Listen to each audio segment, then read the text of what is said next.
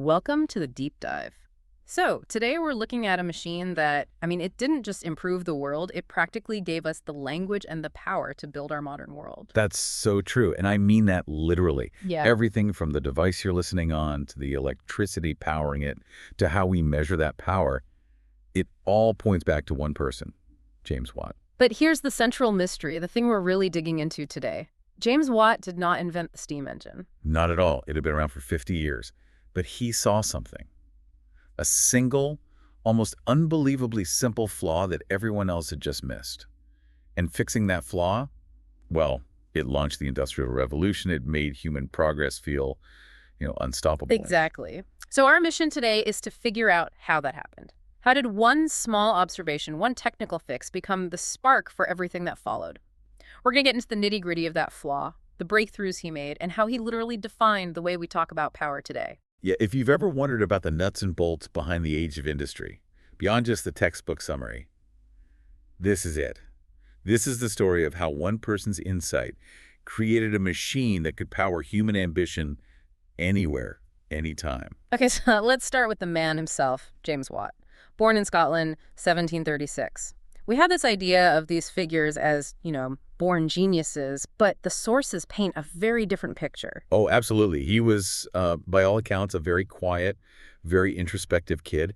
His big thing wasn't loud accomplishments. It was observation, just watching things. And his father's workshop was the perfect place for that, right? He was a shipwright, a carpenter. The perfect laboratory. Young Watt would spend hours in there just taking things apart, studying how gears meshed, how tools worked. He was learning the language of mechanics through his eyes and hands. And that focus on detail, on precision, that's what led him to his first career. Right. By his early 20s, he's at the University of Glasgow, but not as a professor. He's a mathematical instrument maker. So he's building these incredibly precise devices for navigation, for astronomy, things where being a millimeter off means you're a mile off. Exactly. He's a master of measurement before he ever lays a hand on an engine. And that skill set is precisely what made the difference when fate, steps in around 1763. And it comes in the form of a repair job. The university asked him to fix a model of a Newcomen steam engine. The industry standard at the time. Yeah, for 50-plus years, these things had been pumping water out of mines. They were huge, clunky, loud. They worked, but they had a massive problem. They were unbelievably inefficient. The sources say they burned through coal like crazy. So to really get Watt's breakthrough, we have to understand what was so wrong with this Newcomen engine. Okay, so its cycle was basically a battle. You boil water, make steam, and that steam fills a big cylinder and pushes a piston up. Simple enough. But to get the piston back down for the next power stroke, you need to create a vacuum. So they would spray cold water directly into that hot cylinder. Wait, hold on. They sprayed cold water into the exact chamber they had just spent a ton of energy heating up. That's it. Right inside. It condensed the steam, sure, and the piston came down, but it also flash-cooled the thick metal walls of the cylinder itself. So for the very next stroke, you had to pump in a huge amount of new steam just to get the cylinder hot again before it could even start to do any useful work. You got it. It was fighting itself constantly. The vast majority of the fuel of the heat was just being wasted on reheating the container. And Watt, with his instrument maker mindset, he starts obsessively measuring this.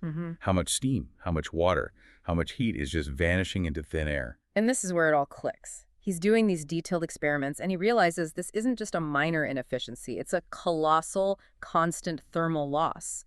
The accepted way of doing things was the machine's greatest flaw. And you have to remember, this is before the science of thermodynamics was even a thing. People were working on instinct. Watt brought precise, hard data to the problem. He identifies the one fundamental error that everyone just accepted for half a century. You're heating and cooling the exact same part over and over and over again. It's like trying to drive a car by flooring the gas and the brake at the same time.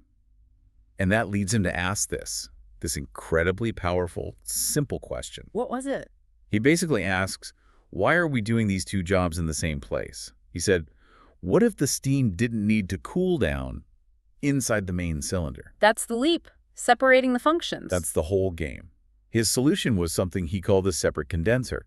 After the hot steam does its work, pushing the piston, it's piped out of the main cylinder and into a totally separate secondary chamber. Which is kept cold all the time. Exactly. So the main cylinder stays hot, always ready for the next shot of steam, and the condenser stays cold, always ready to create that vacuum. No more fighting And itself. the result? It was immediate and profound. The Watt engine used less than a quarter of the fuel of the old Newcomen design and delivered way more power. It was a quantum leap. So his genius wasn't a new material or a better gear. It was new thinking. It was conceptual engineering. And just like that, the steam engine goes from being this niche, expensive machine for mines to something that could power a global revolution. But an idea, even a brilliant one, needs capital to become a reality. Right. A Yeah. prototype in a university lab is one thing. Building and selling these massive iron machines across the country is a whole other challenge. And this is where Watt, well, he was an inventor, not really a businessman. He needed a partner. He needed money, workshops, skilled labor. Enter Matthew Boulton. The other half of the story, Boulton was a sharp, wealthy industrialist in Birmingham. He saw the potential immediately, not just for a better engine, but for transforming manufacturing itself. And they formed the Boulton and Watt partnership in 1775. It really is the perfect pairing. It is. Watt has the genius, the patents, the technical mind. Boulton brings the money, the factory, the political connections, and the vision. He famously told someone, "I sell here, sir, what all the world desires power." I love that. He got it. He knew what they were really selling. But it was a struggle. The sources make that clear. This wasn't an overnight success. They were in debt for years. They had to fight off patent infringers. The engineering itself was incredibly demanding. Yeah, these new engines required a level of precision that just didn't exist yet. The cylinders had to be bored perfectly to prevent steam from leaking. They literally had to invent new tools just to build the engines. But they persevered, and the engine's efficiency was undeniable. It just took over. First, the mines, as a replacement for the Newcomen engines. Then everywhere. Ironworks, textile mills, breweries, any industry that needed power. They had completely changed the math on what was possible. But there was still one more big step. These early engines, they were great, but they only produced up and down linear motion. Perfect for a pump, but not for, say, a spinning loom. Industry needed wheels to turn. It needed rotary motion. And Watt delivered that too. He developed a way to turn that up and down push into a smooth circular spin. He did. And funnily enough, he couldn't use the simple crankshaft we all know today because someone else held the patent for it. So what did he do? He invented his way around it, of course. He created this beautiful piece of engineering called the Sun and Planet Gear System. It's this complex but brilliant mechanism that got the job done perfectly. And once the engines could turn wheels. That's the moment. That's when historians say the Industrial Revolution truly ignites. Now you can put a factory anywhere, not just next to a river for a water wheel. You could power hundreds of machines, 24 hours a day. Production just accelerates beyond anything humanity had ever seen. Right. And now that you have this incredible machine, you have a new problem. How do you sell it? How do you explain its power to a buyer who's only ever thought in terms of men or animals? This is one of my favorite parts of the story. Watt becomes a marketer. A brilliant one. He comes up with a unit of measurement that anyone, from a mine owner to a brewer, could instantly understand. Horsepower. Horsepower. He literally calculated how much weight an average horse could lift out of a mine over time and then rated his engines against that. This engine does the work of 20 horses. People got it immediately. And we still use it. For our cars, for generators, and of course the ultimate tribute, the scientific unit of power itself, is named the watt. From that one little observation about wasted heat, we get the fundamental measurement for our entire electrical world. It's incredible. So the engine's impact just ripples outward, far beyond the factory floor. It starts to reshape society itself. The shockwaves are massive. Cities just explode in size as people move from farms to factories for work. Then those engines get put on wheels, and suddenly you have the railway age. Transportation is revolutionized. Goods become cheaper, more plentiful. The standard of living starts to change, but also the rhythm of life changes. How do you mean? Well, steam power doesn't depend on daylight or the wind or the flow of a river. It can run all night. So night work becomes common for the first time. Exactly. It completely disrupts these ancient daylight-based patterns of human labor.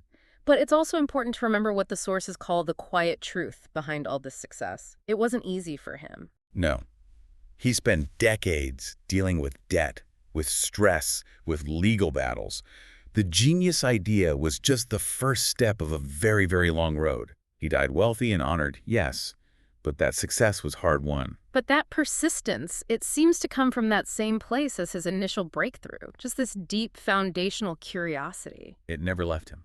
Even after he retired, he was still tinkering in his workshop, building machines to copy sculptures, studying chemistry. He was a lifelong learner, always observing, always measuring. So when we wrap this all up, what's the core lesson here? We go back to that first question. A world-changing revolution didn't start from a blank slate. Not at all. It started because one person paid close attention. He saw an inefficiency, a process that was fighting itself, and he trusted his measurements more than he trusted 50 years of accepted practice. He didn't just power an engine, he powered humanity's ability to accelerate. That's a great way to put it. And his whole struggle was really about cutting through complexity by going back to simple observation. Which leaves us with a final thought for you. In our world, a world just flooded with information and complexity, where could you find a breakthrough by just simply measuring and observing something that everyone else just accepts as standard? What's the accepted inefficiency in your world, your job, your life, that might be waiting for its own separate condenser? Something to think about. Thank you for joining us on this deep dive. We'll catch you next time.